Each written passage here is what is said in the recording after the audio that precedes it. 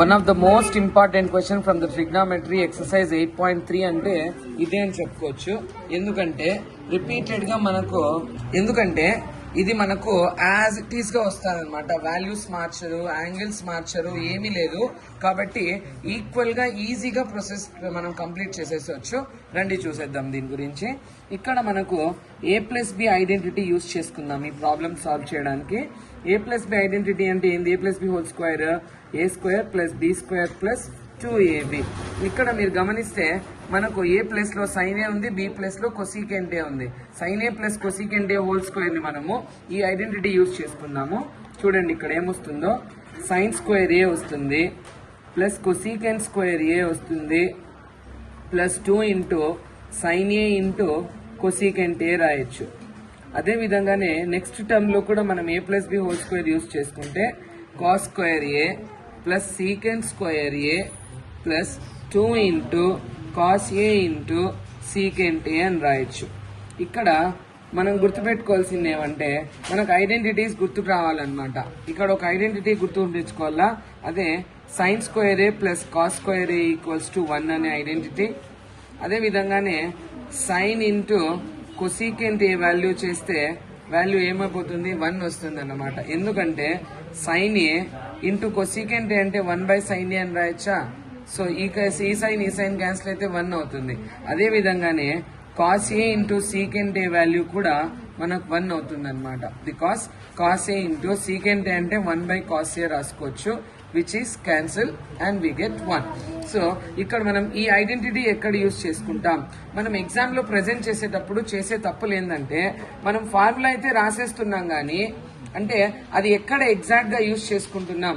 Suppose ఇప్పుడు ఇది రాయకపోతే blunder mistake అంటే గనక కొద్ది వరకు మిస్టేకే. బికాస్ ఈ sin A + cosecant A ఇక్కడ ఎందుకు మారిపోయిందో అనేది నీకు తెలుసు, చేసినావు కాబట్టి. బట్ ఎగ్జామినర్ నీ మనసులో ఏముందో తెలుసుకోలేడు కదా ఎవాల్యుయేటర్, కాబట్టి రాస్తే మంచిది. అదే విధంగానే ఇప్పుడు మనం కొన్ని ట్రాన్స్ఫర్మేషన్స్ చేసుకుంటాం. ఇక్కడ చూడండి, sin² A + cos² A value 1 అని రాసేస్తాం. ఈ sin² A cos² A ఎక్కడికి వెళ్ళిపోయిందని ఎవాల్యుయేటర్ ఎలా అర్థం చేసుకోవాలా?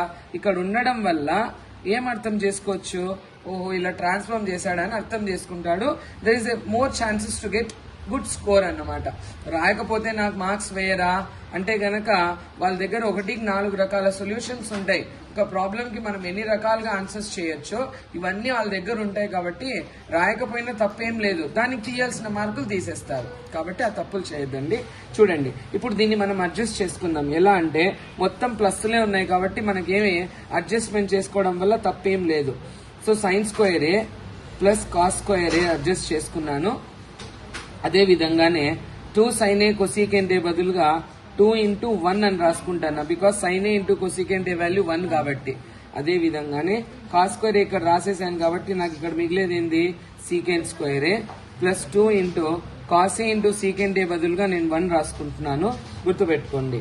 ఇప్పుడు sin² A plus cos² A value ఏం రాసుకోవచ్చు?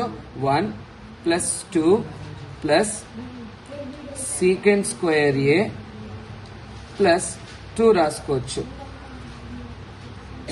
అదే విధంగానే ఇక్కడ 1 + 2 + 2 ఎంత అవుతుంది? 5 ప్లస్ ఇంకా ఇది నేను సింప్లిఫై చేయలేదా? sin² A ఇంకా cosecant² A రాసుకోలేదు. ఇక్కడ cosecant² A అలానే ఉంది. ఇప్పుడు 1 + 2 + 2 అంటే 5 అయింది.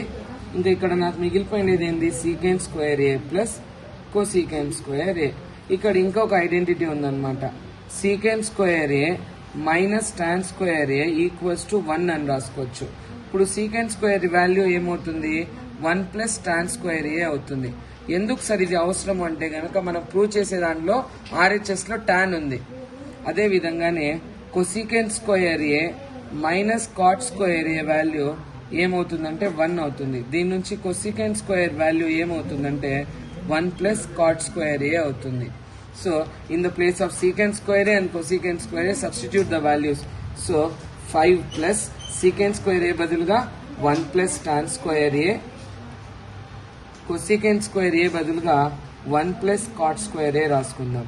ఇప్పుడు చూడండి, 5 + 1 6, 6 + 1 ఏమవుతుంది? 7 plus tan² A plus cot² A. ఇదే కదా RHS. Hence prove. ఇలా చేస్తే మార్క్స్ వేసేవాడికి కూడా క్లారిటీగా ఉండి ఎగ్జాక్ట్గా మీకు వేయాల్సిన మార్క్స్ వేసిస్తారు. Please remember.